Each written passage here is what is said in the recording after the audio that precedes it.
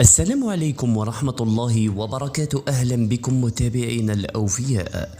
في هذا الفيديو سوف نعرض عليكم 4 صفقات جزائرية تشعل الميركاتو الصيفي في أوروبا. لنتابع التفاصيل واضغطوا لايك. يسعى بعض لاعبي المنتخب الوطني الجزائري لتغيير أنديتهم خلال فترة الانتقالات الصيفية الحالية، وذلك من أجل الانتقال إلى الأندية التي تنافس على الألقاب والبطولات. من أبرز لاعبي المنتخب الوطني الجزائري المرشحين لخوض تجربة جديدة خلال فترة الانتقالات الصيفية الحالية كالآتي: ريان أيت نوري، يتواجد اللاعب محل اهتمام أندية مانشستر يونايتد ومانشستر سيتي على غرار تشيلسي وليفربول. ثانيا إسماعيل بن ناصر، يتواجد محل اهتمام أندية أرسنال وليفربول أيضا.